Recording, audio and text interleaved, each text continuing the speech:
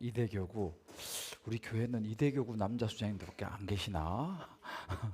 우리 다른 교구 선생님들도 얼굴 좀 보면 좋겠습니다.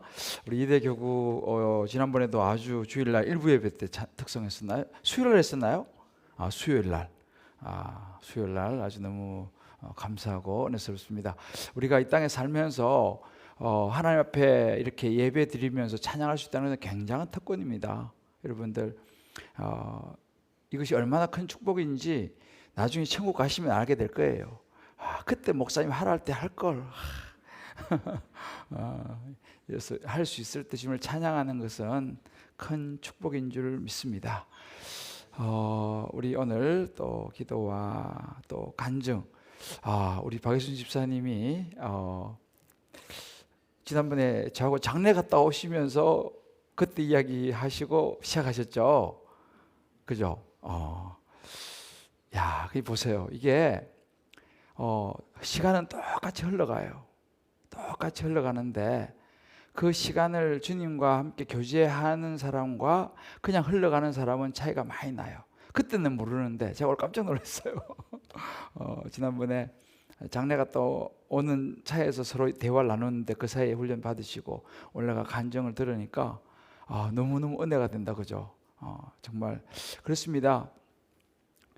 복 있는 사람이 누구냐, 그죠? 여호와의 말씀을 주야로 묵상하는 자가 복 있는 사람이라고 그랬어요. 그러니까 정말 우리 박예순 집사님이 복 있는 자의 자리에 서 계신 줄을 믿습니다. 하여튼 우리 모든 분들도 이렇게 말씀 붙들고 복 있는 사람의 자리를 잘 지켜내시기를 주님의 이름으로 축복합니다. 우리 한번 좌우로 이렇게 한번 축복합시다. 복 있는 사람의 자리에 꼭 서 있읍시다. 우리 오늘 각 가정에서도 이제 예배 드리시는 분들 이렇게 쭉 아마 많이 계실 텐데요. 한번 좌우로 보시면서 환한 웃음과 또 눈웃음으로 인사했으면 좋겠습니다. 수요 예배 때 뵈니까 더 예쁩니다. 할렐루야.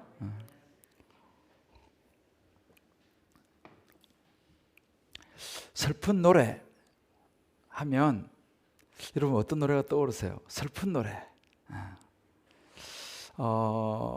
아마 슬픈 노래 그러면 각자가 이제 뭐 떠오르는 노래가 있을 텐데 제 아주 어린 시절, 그 학창 시절에 엄청 유행했던 노래가 있어요. 미국의 멜러니 사프카라고 하는 유명한 가수가 있는데 이 가수가 부른 노래, 아마 옛날 분들은, 최근 분들도 아실지 모르겠는데 이 노래를 아마 아실 거예요. 이 노래 이렇게 시작합니다. And the saddest thing under the sun above. 이 노래 모르시나? is to say goodbye to the ones you love. 이렇게 하는 건데 좀 연습해 왔는데 이게 와서 좀 떨려가지고 이 노래 알죠? The Saddest Thing이라는 그 아주 유명한 노래입니다. 이 세상에서 가장 슬픈 일은, 그죠? To say goodbye to the ones you love. 당신이 사랑하는 그 사람과 헤어지는 것입니다. 이렇게 이제 이 노래가 굉장히 옛날에 유명했었는데 우리 김인준 우리 집사님은 이 노래 많이 부르셨죠, 옛날에? 많이 들었어요? 네, 유명한 노래죠.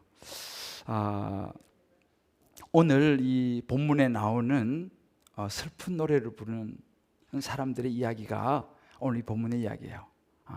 정말 saddest thing, 정말 슬픈 일들에 대해서 슬픈 노래를 부르는 사람들의 이야기인데요. 오늘 우리가 보는 이 말씀 안에는 두로의 사람들이 멸망하는 그런 모습들이 이제 나오는데, 그 두로 사람들이 멸망하는 그 모습을 보면서 주변 나라 사람들이 슬픈 노래를 불렀어요. 물론 하나님께서 에스겔 선지자에게 슬픈 노래를 지으라라고 말씀하셨어요. 이제 이 부분 좀 이따가 제가 쭉 이제 설명을 해드릴 텐데, 이 배경을 조금 설명하면요, 지난주 기억나세요? 올라와 올리바 이야기, 그죠? 자, 우리 한번 자부에 물어보세요. 올라와 올리바가 누굽니까? 기억나세요? 네, 북이스라엘과 남유다를 가리켜서 올라와 올리바라고 이제 불렀죠. 이 올라와 올리바가 정말 하나님을 사랑해야 하는데, 그 주변에 있는 힘세고 잘생긴, 외모가 준수하고 힘있고 재력있고 잘해줄 것 같은 바벨론과 애굽과 아수르를 사랑하죠.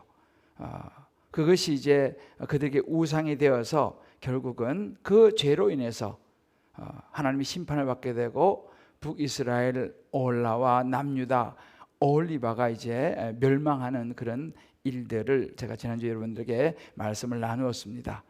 사랑한다면, 그죠? 정말 하나님보다 더 사랑하는 것들 때문에 오히려 그것이 내게, 그들 북이스라엘 남유다에게 큰 재앙이 되었죠. 하나님의 심판에 쭉 이야기하면서 특별히 에스겔서에서 녹슨 가마의 비유를 합니다. 이스라엘 백성들을 말이죠. 하나님 앞에 죄를 짓고 심판을 받는 이스라엘 백성들을 또 하나의 비유가 녹슨 가마의 비유를 가지고 에스겔서에 쭉 이야기를 합니다. 아마 녹슨 가마, 아마 요즘 말씀 묵상하신 분들은 딱 무슨 말인가 이제 좀 감이 올 텐데요.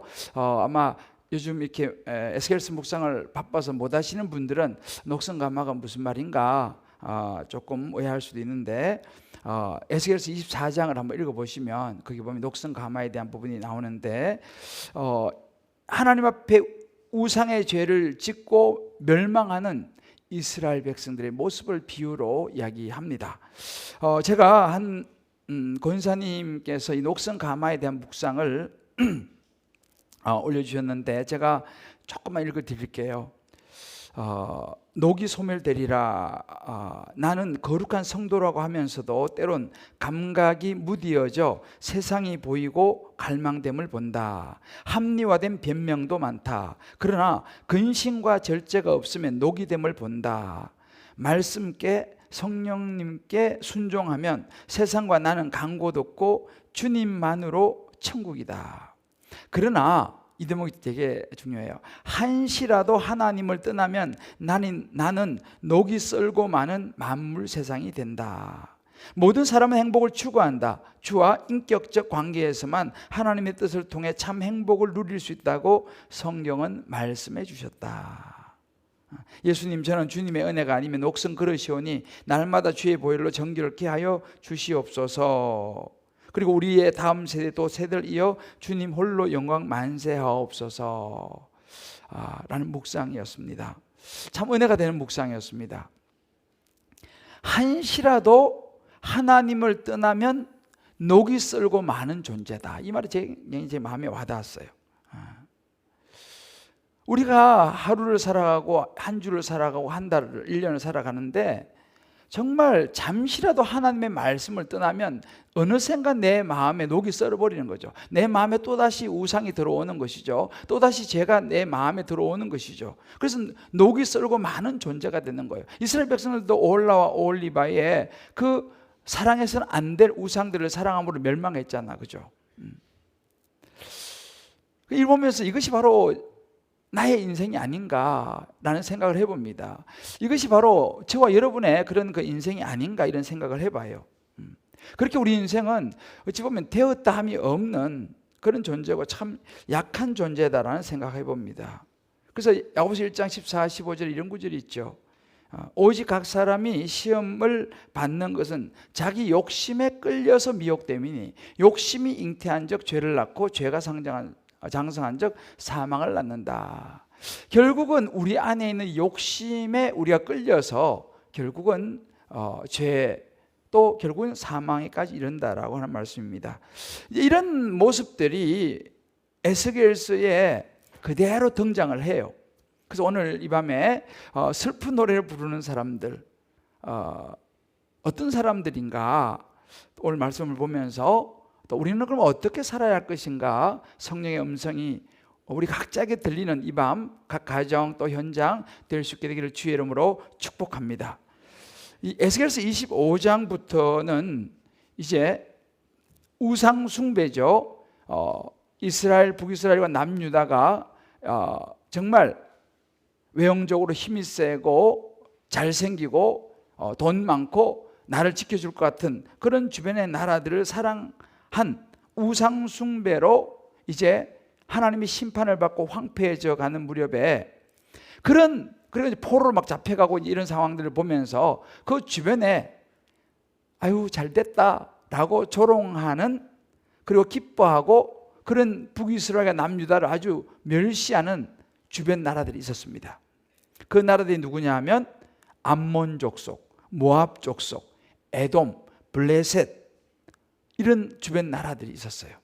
하나님은 이런 주변 나라들, 물론 이스라엘 백성들이 하나님의 죄를 져가지고 심판을 받고 포로로 끌려가고 그런 참 상황이지만 여러분 기억나세요?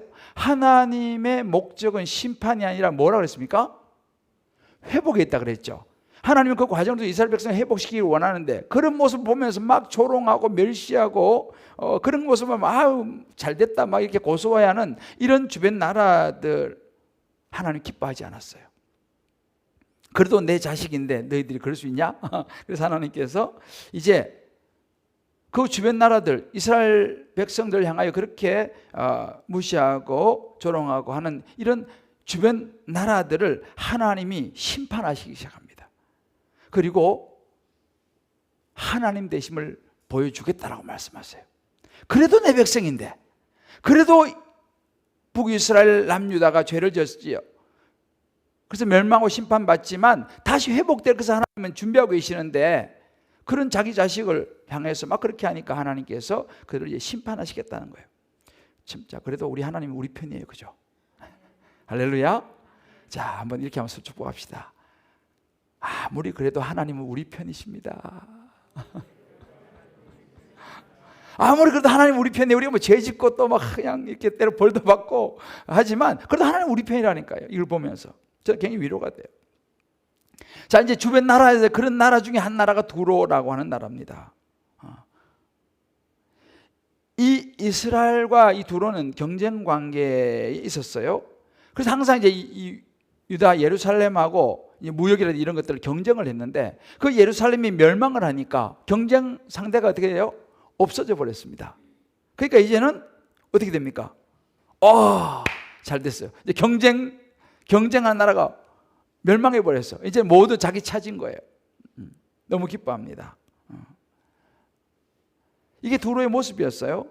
그 당시 두로는 이제 해안을 끼고 있는 그런 나라이기 때문에 이 해양 관련, 바다와 관련해서 굉장히 발달된 특히 선박 기술 이런 것이 굉장히 발달했습니다. 그리고 또 이 해안을 끼고 있기 때문에 지형적으로 굉장히 좋았어요. 그래서 다른 나라에서 쳐들어오기가 거의 어려운 그런 이제 지형적인 좋은 조건도 가지고 있었습니다. 그러니까 이제 두로는 다른 나라로부터 침략에 무너질 염려가 별로 없는 거예요. 아주 지형적으로 굉장히 안전한 그런 해변에 있는 나라이기 때문에 그렇죠. 근데 그런 그 두로가 거기다 성벽을 쌓고 또 망대를 쌓고 이렇게 하는데 하나님께서 에스겔 26장 4절을 보면 한순간에 티끌까지 남지 않고 맨 바위가 될 것이다. 바닥이 다 드러날 것이다. 이렇게 이제 말씀하세요. 그런 두로를 갖다가 완전히 내가 무너뜨려 헐어버리고 티끌조차도 썰어버려서 맨 바닥이 완전히 다 드러나죠, 그죠? 안반이 드러난다. 그렇게 이제 말씀을 하십니다. 이제 이 두로가 우리에게 보여주는 것이 뭐냐 하면 두로는 너무 잘 나갔죠. 왜냐하면 이스라엘이 멸망하고 자기가 모든 걸 다 차지했으니까. 그러니까 정말 여러 가지 세상적으로 말하면 뭐 인맥, 그리고 어떤 수단, 뭐 능력, 이 모든 것이 다 이제는 자기들의 소유가 되었어요. 그런데 이제 나중에 좀 이따 우리 보면 나오겠습니다만 오히려 그런 것이 그 자기의 주특기, 잘 나가는 거, 좋은 거 이런 것이 오히려 자기들의 올무가 돼서 그것 때문에 이제 멸망하는 그런 이제 사건이 일어납니다. 이제 하나님께서 이제 이런 부분들을 이제 일으키시는데 결국 하나님께서 그 자기들이 그렇게 무역하고 했던 바벨론을 사용하십니다. 강대국 바벨론을 사용해서 이 두로를 무너뜨리는데 이제 이 두로가 그렇게 해서 이제 결국 멸망하게 돼요. 또 그런 이야기를 듣고 주변에 같이 막 예루살렘 잘 망했다, 좋다고 했던 사람들이 두려운 거예요. 오, 하나님 살아계신가? 그런 아주 견고한 두로가 무너지는 것을 보면서 이제 두려웠던 그런 그 부분들입니다. 그래서 26장 17절에 보게 되면 오늘 아침 우리가 이 부분을 봤는데 그들이 너를 위하여 슬픈 노래를 불러 이르기를 항해자가 살았던 유명한 성읍이여 너와 너의 주민이 바다 가운데에서 견고했도다. 해변의 모든 주민을 두렵게 하였더니 어찌 그리 멸망하였는고. 그러니까 이 두로는 멸망할 수가 없는 나라예요. 모든 조건으로 볼 때는 정말 그 유명한 성읍들, 그죠? 아주 명성이 자자하죠. 견고했어요. 바다 가운데서 아주 견고했습니다. 이렇게 명성이 자자하고 유명하고 견고한 그런 성이, 그런 두로가 멸망을 한 겁니다. 결국 그래서 슬픈 노래의 주인공이 되고 말았죠. 자, 이런 이제 상황에서 하나님께서는 에스겔에게 27장 2절에 보면 두로를 위해서 슬픈 노래를 지어라 이렇게 말씀하십니다. 여러분, 당시에 이 두로는요 어느 정도 잘 나가는 나라였냐면 두로가 이제 그 해안을 끼고 있는, 그래서 선박 쪽에 굉장히 강한 그런 나라였다지 않습니까? 그래서 두로에서 만든 배가요, 그 재료를 보면 선일의 잣나무, 레바논의 백향목, 이런 최고의 목재로 배를 만들었어요. 두로가 하여튼 최고의 목재로. 그리고 그런 이제 이 좋은 배를 만들어서 주변 나라들하고 무역을 아주 잘했습니다. 그리고 이 성경에 보게 되면 이 배에서 돛 있잖아요. 돛 올리는 돛하고 또 거기 보면 차이라고 햇빛 가리는 그런 그 포장이 있는데 그것도 그런 얼마나 나라가 부유했으면요 그 돛도요 가장 아름다운 배로 돛을 만들었어요. 그것뿐만 아닙니다. 그 배에 이제 노를 젓고 하는 사공이 있지 않습니까? 그리고 배에 우리 말하면 배를 관리하는 기술자들, 이런 사람들은요 어떻게 고용을 했냐면 주변 나라에서 탁월한 기술을 가진 사람들을 뽑아가지고 와가지고 그 배를 돌보게 했어요. 기술자들, 하여튼 최고로 잘 나가는 엘리트를 뽑아가지고 그 배를 관리하게 했습니다. 그리고 그러니까 뭐 굉장한 기술자들이죠. 또 이제 이런 무역하고 하는데 좀 위험할 수 있으니까 이제 그 지키는 그 우리말 군인이죠. 군인도 필요한데 어떻게 했냐면 그거 역시 마찬가지로 돈이 많고 하니까 주변 나라들의 용병이죠. 용병, 그죠? 용병을 사왔어요. 용병은 뭐 힘도 좋고 아주 뭐 굉장한 그런 사람들이죠. 그런 사람들을 돈 주고 고용해 가지고 이 배를 지키고 무역을 하는 것을 돕게 했습니다. 그러니까 이 무역하는 우리 27장 12절을 보면 다시스는 각종 보화가 풍부하였으므로 너와 거래하였으며, 그러니까 이렇게 막 거래하는 나라도 아주 그냥 풍부한 그런 나라들과 계속 거래하고, 뭐 거기 성경에 보면 뭐 꿀과 기름과 유황과 이 뭐 하여튼 최고의 부를 누린 나라가 당시에 두로였어요. 오늘 신문에 보니까 드디어 이 강남의 30평대 아파트가 42억을 찍었다. 뭐 그렇게 기사가 났더라고요. 옛날에는 1억 그러면 막 그런데 요즘 뭐 기본이 50억 이렇게 하니까 감이 안 와요, 감이 안 와. 그러니까 어찌 보면 우리가 사는 이 시대가 지금 두로 같은 시대. 두로가 그 정도로 뭐 심지어 배의 돛까지 너무너무 최고급 천을 사용할 정도로 그 정도로 부강했던 나라가 두로였습니다. 그런데 그 두로가 무너지기 시작하는 장면이 오늘 우리가 보고 있는 이 부분에 나와요. 이런 나라가 무너지기 시작합니다. 예루살렘 멸망하면서 모든 그 상권을 다 독차지했기 때문에 굉장히 부자가 됐고, 그러니까 뭐 부가 이렇게 말할 수도 없죠. 그러던 엄청난 나라가 그 배를 만드는 것도 말씀해요. 레바논의 백향목으로 배를 만들었다는 거죠. 그런 두로가 어떻게 망하는가를 성경이 보여주고 있는데 뭐냐 하면, 가장 자신 있어 하는 게 뭐냐면 바다였습니다. 바다. 이 배가 그렇게 좋고 바다를 이용해서 모든 것을 하는 나라였기 때문에 가장 자신 있어서 하는 것이 해상무역이었어요. 그런데 그 두로가 바다에서 가장 자신 있어 하는 그 바다에서 통풍으로 함선이 침몰을 하는 거예요. 물론 이 침몰을 시키는 것은 이제 바벨론에서 멸망되는데, 이게 지금 비유로 얘기하는 거죠. 그래서 그 가장 자신 있는 바다에서 풍랑으로 두로라고 하는 배가 침몰을 합니다. 그러면 어떻게 됩니까? 그 배에 싣고 있던 엄청난 재물들, 그죠? 사고 파는 값진 상품들, 그리고 주변 나라에서 데리고 온 탁월한 기술자들 다 배에 타고 있잖아요. 그죠? 기술자들, 뭐 사공들, 그 용병들 어떻게 됩니까? 다 배에 지금 타고 있으니까 다 물에 빠져 죽는 거죠. 가장 자신 있어 하는 그 바다에서 최고로 화롭고 안전하고 최고의 사람들을 보유했던 이 두로라고 하는 이 배가 바다에서 동풍으로 침몰을 하게 됩니다. 그러니까 침몰하니까 어떻게 됩니까? 다 죽는 거죠. 하루아침에 그냥. 그 모습을 보면서 28절에 보면 이렇게 나옵니다. 주변에 있는 사람들, 내 선장이 부르짖는 소리에 물결이 흔들리는도다. 그런 두로라고 하는 이 배가 침몰할지 아무도 생각하지 못했던 거예요.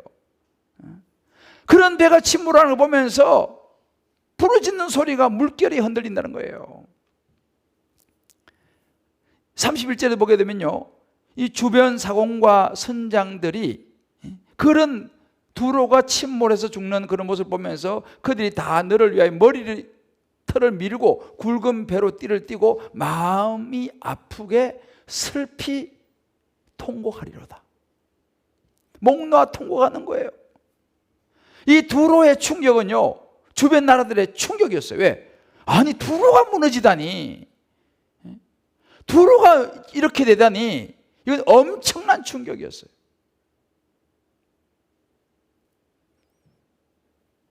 그런 두로를 보면서 주변 나라들이 슬픈 노래를 불렀습니다. 그게 32절 이하에 쭉 나와요.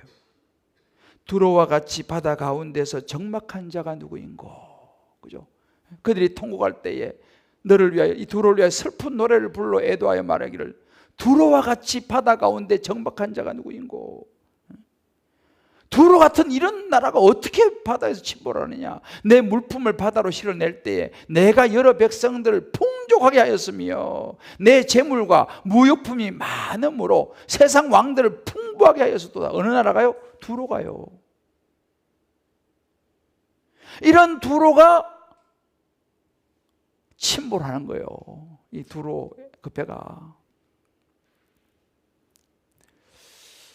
우리 아마 옛 노래에 이 비슷한 그 가사가 있어요. 저도 이제 요즘 조금씩 나이가 들었는지 자꾸 옛날 노래가 생각이 나요. 황성예터라고 아세요? 예? 황성예터. 이것도 한번 불러야 되나 제가?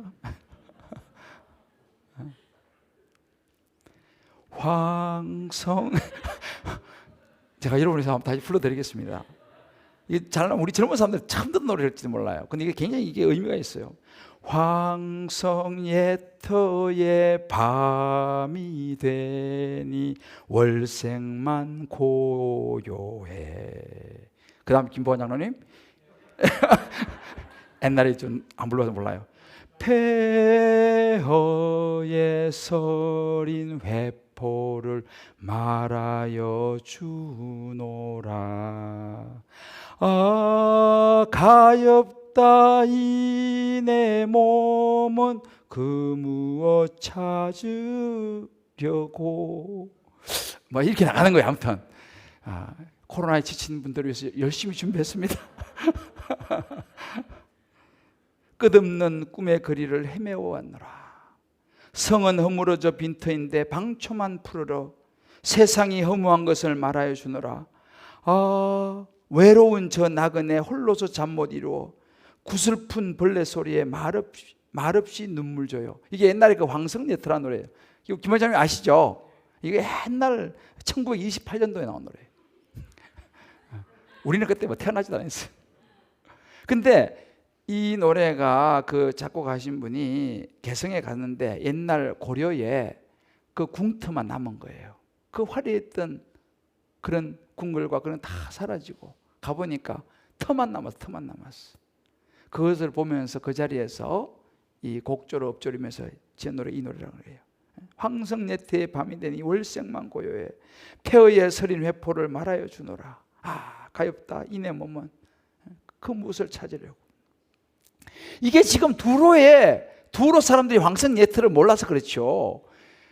그 두로 주변 사람들이 이 노래 알았으면 이 노래 불렀을 거예요. 그때 두로 보면서.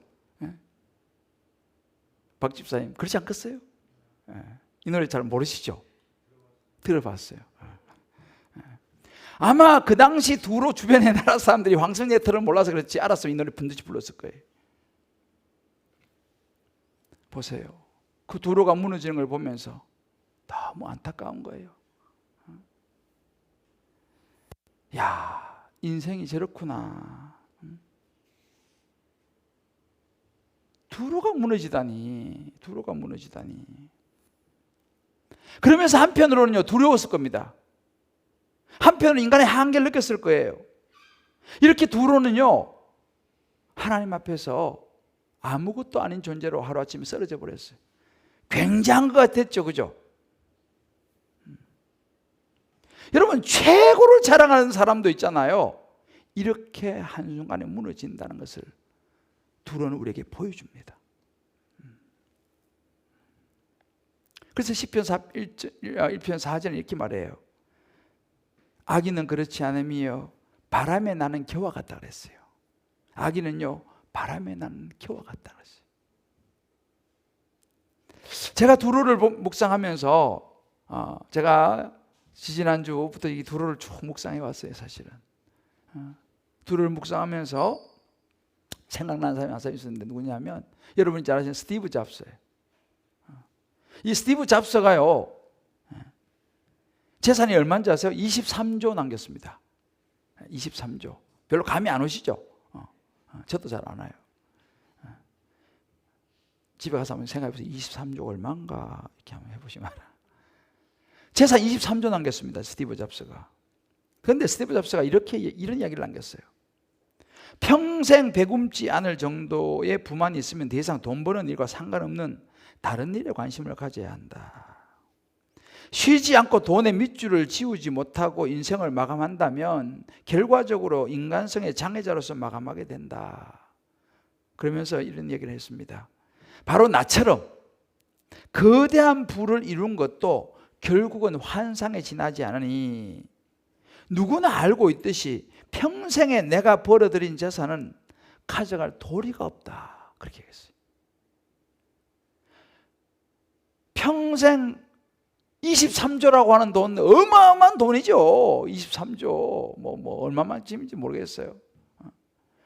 평생 어마어마한 돈을 벌었는데 가져갈 도리가 없다는 거예요. 가져가고 싶은데. 그래서 56세 나이로 최장암으로 세상을 떠났잖아요. 스티브 잡스가. 맞아요. 가져갈 도리가 없는 거예요.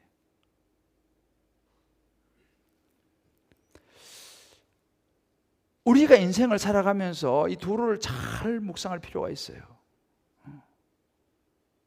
우리가 사는 이 시대가, 우리가 살고 있는 우리 자신이 어찌 보면 두로와 같은 인생일지도 모릅니다. 그러면 어떻게 되냐? 두로와 같이 이렇게 하루아침에 무너질 수 있다는 것을 우리가 생각해야 돼요. 이 두로의 멸망을 보시면 여러분 생각나는 장면들이요, 그래서 오래전에 사건이지만 오늘날 우리가 살고 있는 시대하고 조금도 다를 바가 없어요. 제가 이 두로를 멸망을 보면서 묵상하는데 딱 떠오른 게 뭔지 아세요? 두로의 배가 그 어마한 백향목으로 지은 배, 최고의 기술자, 그죠? 최고의 사공, 최고의 용병. 여러분 떠오르는 거 없어요? 떠오르는 거 없어요? 그것이 두로의 호였어요. 두로 배였어요. 말하자면 우리 시대도 그런 배가 있었어요. 우리 시대도 그런 배가 있었어요. 한번 보여드릴까요? 아시죠? 타이타닉호였어요. 이 타이타닉호에는요 2200여 명이 승선했어요. 영국 그 사우스햄튼에서 출발해가지고 미국 뉴욕으로 이제 가서 아메리칸 드림을 가지고 떠나는 사람들이죠. 한번 내보겠다고. 그리고 그 당시 전 세계에서요 이 타이타닉호가 가장 큰 배였습니다. 길이가 여러분 알다시피 269m예요. 269m 길이가. 269m 뭐 어디서 어디까지예요? 높이가 아파트 20층. 높이가 아파트 20층이에요. 바닥도 이중 바닥이에요. 이중 바닥. 그리고 그 타이타닉 호의 안에는요 16개의 방수 격실이 있었어요. 그래서 심지어 그 당시에 어느 정도였냐면 일정 수위의 물이 올라차면요 문이 자동으로 딱 닫히게 돼 있어요. 방수문이. 그렇게 설계가 됐고 그렇게 만들어졌어요. 그러니까 당시에는 뭐 하여튼 최고의 배, 최고의 시설, 최고의 선장 모두가 그 배를 한번 타보고 싶어 했어요. 그런데 우리가 알고 있는 것처럼 그 타이타닉호가 저렇게 침몰할지 아무도 예측을 하지 못했어요. 두로와 비슷하지 않습니까? 두로가 만든 배하고 비슷하지 않아요? 또 있어요. 우리가 이런 대표적인 심볼이 되는 사건들이 우리 현장에 있어요. 두 번째 한번 건물을 보여드릴까요? 여러분 아시죠?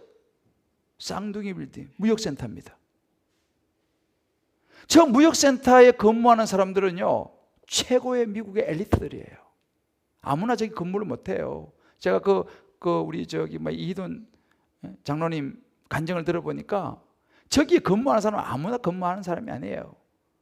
최고 연봉을 찍는 사람들이 저기에 근무했어요. 저 무역센터 엘리트와 이 최고의 금융의 상징 저게 무너질지 누가 알았습니까? 저게 무너졌어요.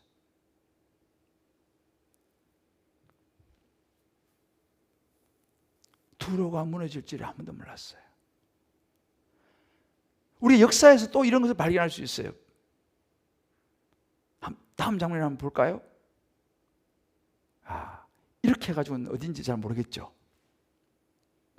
이제 아시겠어요? 이렇게 하다 보면 모를 거예요. 전체가 쫙 한번 나와야 되는데, 그죠? 이곳이 되면 당시 로마에서 가장 번성했던 도시 폼페이입니다. 폼페이.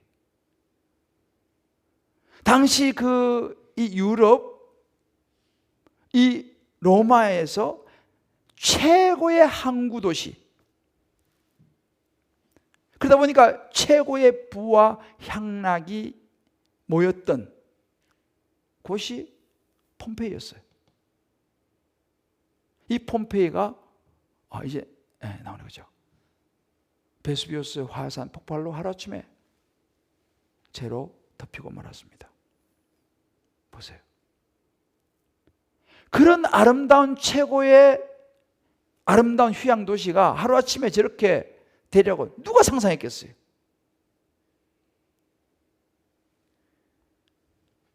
공통점이 뭡니까? 아무도 무너지리라 생각하지 못했다는 사실이에요. 모두가 부러워하는 상징이었어요. 모두가 타고 싶고 그 건물에 근무하고 싶고 모두가 살아보고 싶은 도시.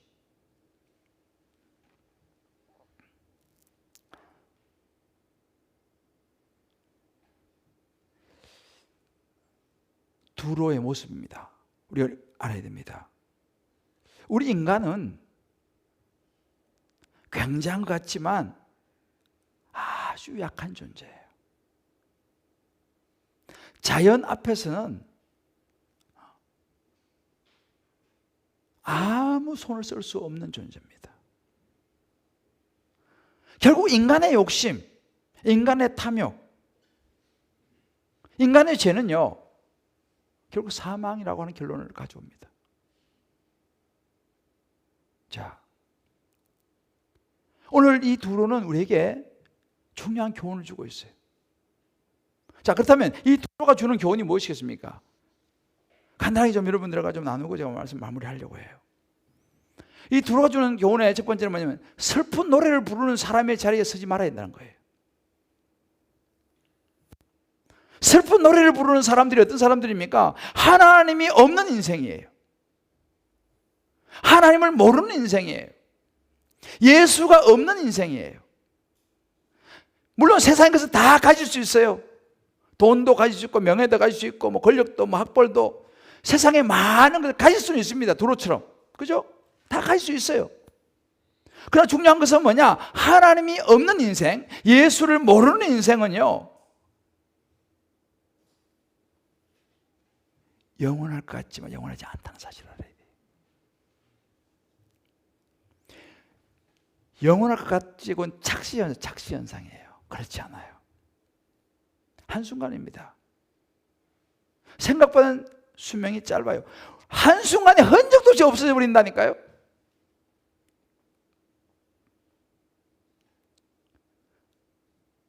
우리가 예수 없이 살다가, 하나님 없이 살다가 우리는 언젠가 슬픈 노래를 부르는 사람들이 될 수 있다는 사실이에요. 정말 하나님 없이, 예수 없이 이 땅에서 그냥 잘 살다가 마지막에 슬픈 노래를 부르는 사람들의 저와 여러분이 속하지 않게 되기를 주님의 이름으로 축복합니다. 할렐루야. 그때가 슬픈 노래 부르면 어떡하겠어요.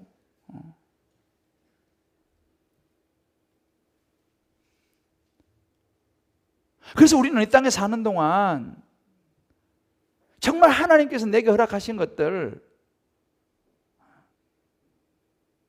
정말 주님의 나라를 위해서, 영혼 구원을 위해서 우리의 삶을 드려야 될 줄을 믿습니다. 할렐루야. 마지막에 우리 슬픈 노래 부르는 사람이 끼면 안 되는 거예요. 한번 여러분 우리 각자 생각해 봐야 돼. 나는 지금 어디다가 마음을 두고 살아가고 있는가? 한번 생각해 볼 필요가 있어요. 지금 내 인생에 중요한 것이 뭔가?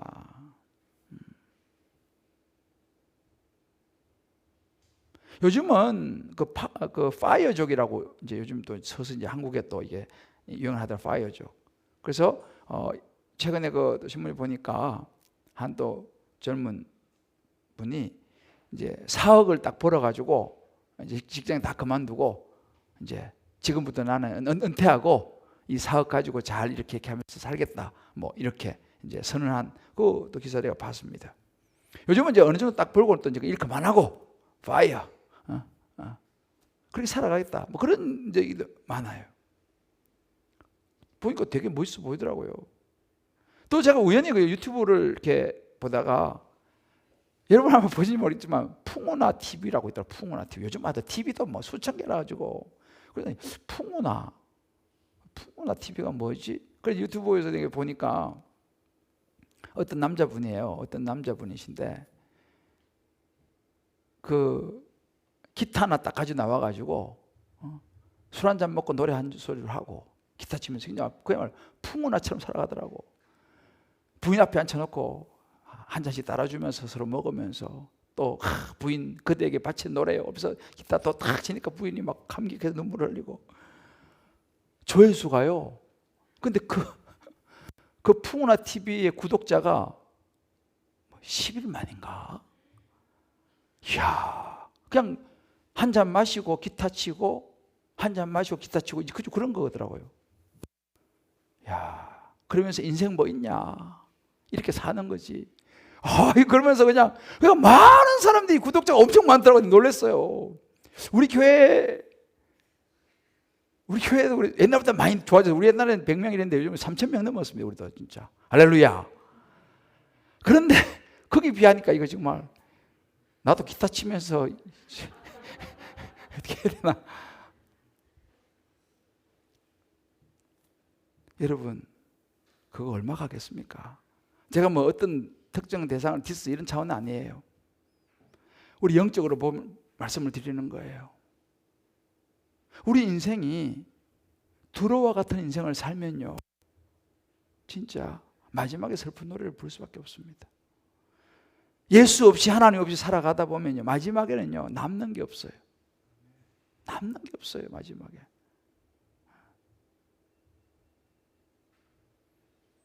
그 노래 있잖아요. 옛날에 언젠간 가겠지 푸르른 이 청춘, 피고도 지는 꽃잎처럼. 요즘 우리 목사님 유행가를 너무 많이 부르시네.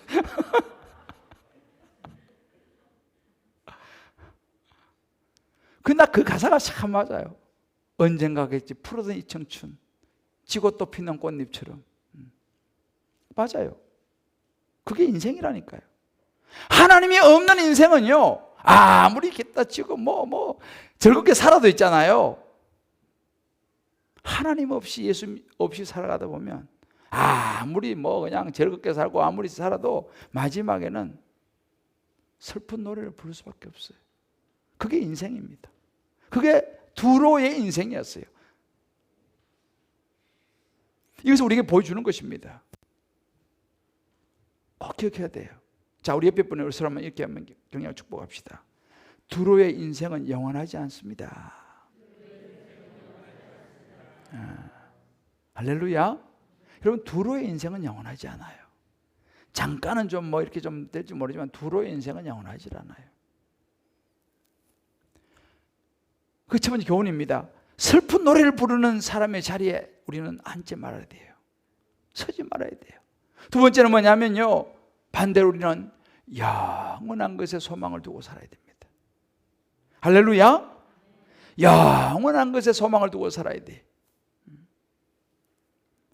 결국은 천국 소망이에요. 결국은 천국 소망이에요.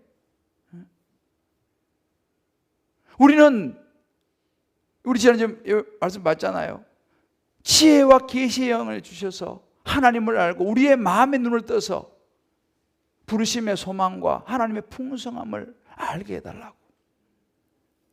저와 여러분의 인생에 눈이 떠져서 정말 영원한 것에 소망을 두고 살아갈 수 있게 되기를 주의 이름으로 축복합니다. 너무너무 중요합니다. 물론 다 중요해요. 우리 인생이 다 중요해요. 그렇지만 궁극적으로는 우리가 마지막은 천국 소망을 확실하게 붙잡을 수 있게 되기를 주의 이름으로 축복합니다. 천국 소망을 붙잡으셔야 돼요. 예수를 붙잡으셔야 한다니까요. 예수를 확실히 믿어야 한다니까요.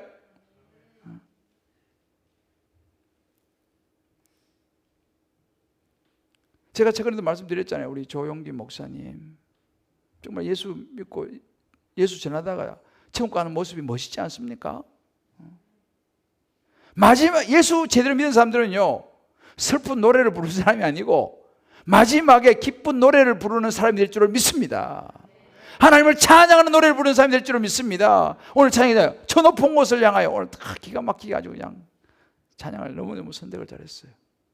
저 높은 곳을 향하여 날마다 나아갑니다. 역시 목사는 찬송을 불러야지 이게 좀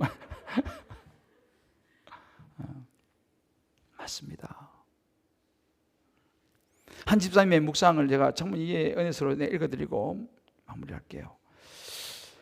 두로에 대한 묵상을 했어요. 두로에 대한 주변국의 평가 속에서 내 인생은 어떻게 기억되고 평가될 것인가를 생각해 보게 됩니다. 항해자가 살았던 유명한 성읍이 바다 가운데에서 견고한 듯 보였으나 결국 멸망하고 말았다는 것이 주변국의 평가입니다. 두로는 오직 돈과 세력 확장에만 관심을 둔 하나님 없는 항해자였기에 슬픈 노래의 주인공이 될 수밖에 없었습니다. 모든 사람의 인생은 항해로 비유될 수 있습니다. 중요한 건 누가 항해의 키를 갖고 있느냐와 어디를 향해 가고 있느냐 하는 것입니다. 두로는 자신이 항해의 키를 갖고 있었고 항해 방향은 세상에서의 확장이었습니다. 개인으로 비유한다면 하나님 없이 산 인생이라고 할 수 있을 것입니다. 세상의 것들을 추구하다 하나님 없이 사는 인생의 결말은 두로와 다를 바 없음을 깨닫게 됩니다. 이 아침에 하나님이 내 인생 항해의 주인이 되시고 눈에 보이지 않지만 영원하고 진정 가치 있는 것을 추구하며 살아가도록 인도하고 계신 그 은혜에 참으로 감사하게 됩니다. 동시에 앞으로 남은 항해를 어떻게 마무리하느냐가 참으로 중요한 것을 깨닫습니다. 그리고 이렇게 적용을 했어요. 주님은 제 인생 항해 방향으로 영혼을 숨기는 사람 낚는 업으로 살게 하겠다고 말씀하셨습니다. 이 말씀처럼 제 인생의 평가가 저 사람은 사람 낚는 업으로 살다 하나님께 갔어가 되었으면 참 좋겠습니다. 두로처럼 주위를 두렵게 하는 사람이 아니라 예수의 복음과 위로를 흘려보내는 인생이 되기를 기도합니다. 무엇보다 멸망의 길로 탈선하지 않고 주님 주신 부르심 따라 끝까지 믿음의 항해를 완주하기 위해 내가 주인이 되고 내 이름을 내고자 하는 마음의 우상을 끊임없이 말씀 앞에 회개하고 제거할 수 있기를 간절히 기도합니다. 아멘. 사랑하는 성도 여러분,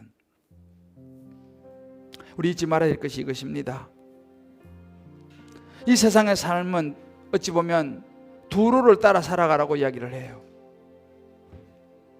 그럼 우리 기억해야 됩니다. 일시적인 것이 아니라 영원한 나라를 기억하며 살아야 한다는 거예요. 기복이 아니라 팔복으로 살아야 한다는 것입니다. 제가 어제 좀 놀라운 제 개인적으로는 그런 일이 있었는데, 우리는 우리 이번에 요셉폴 이제 다들 우리 성도님들 헌금을 세움 헌금을 하시잖아요. 근데 잘 모르는 이름이 한 사람이 이렇게 올라왔어요. 보니까 이 사람 누구지? 교적에 쳐봤는데 안 나와. 이분이 누군가?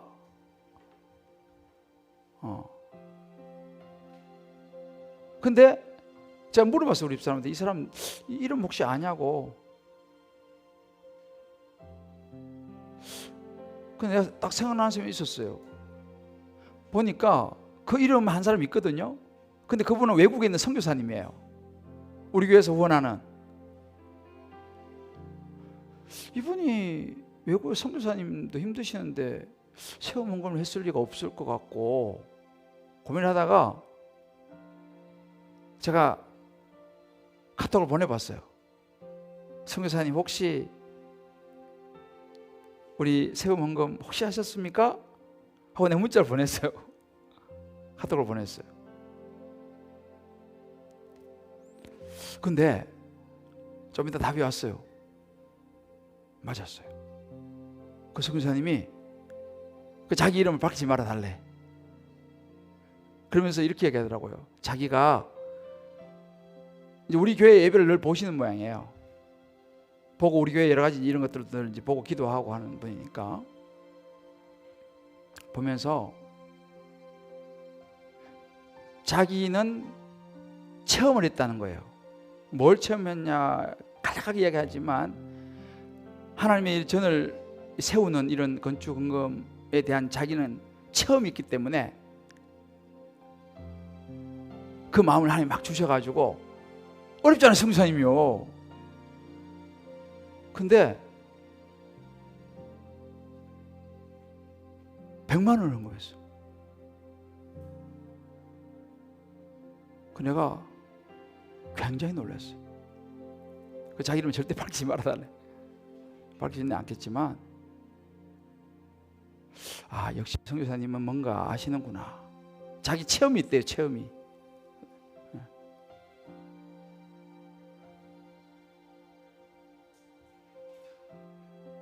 생각해보세요. 성수에서 뭔 돈이 있어요? 우리 교회에서 우리 교회 후원금 받아가지고 선교하는데, 그잖아요.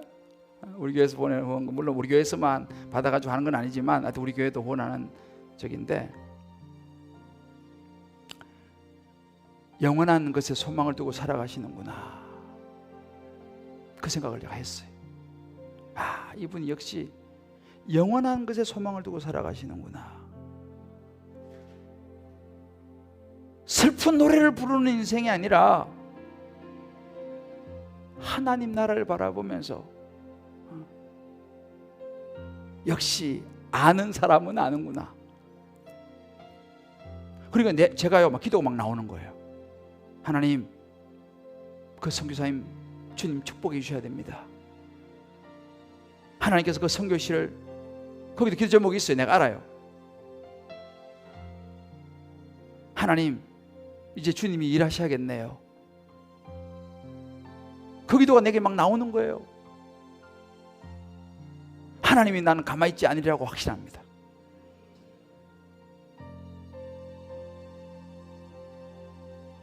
뭔가를 아는 분이죠.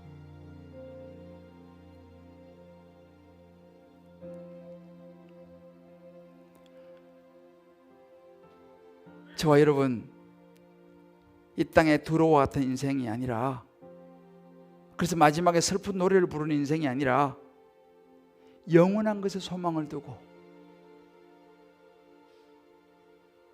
마지막에 웃을 수 있는 그런 저와 여러분의 삶이 되시기를 주의 이름으로 축복합니다. 이 세상은 나그네 길, 나는 담은 나그네, 나의 집은 저 하늘 저 너머 있고. 우리 찬송 한번 정말 그 천국을 소망하면서요, 영원한 것을 소망하면서요, 우리 하나님 앞에 우리가 믿는 그 예수, 여러분 하나님이 살아계심을 믿습니까? 다시 묻습니다. 우리 가정에 있는 분들도 한번 대답해 보세요. 여러분 하나님이 살아계심을 믿습니까? 하나님이 우리의 모든 삶을 보고 계신 것을 믿습니까? 아멘입니다. 오늘 제가 그리스도의 주제권에 대해서 제자훈련학교에서 나누었어요. 결국 모든 인생은요 주제권에 따라서 결정됩니다. 누구의 것이냐? 오늘 말씀 생각하면서 우리 찬송 한번 부르고 기도합시다. 이 세상은 나그네 길, 나는 다만 나그네.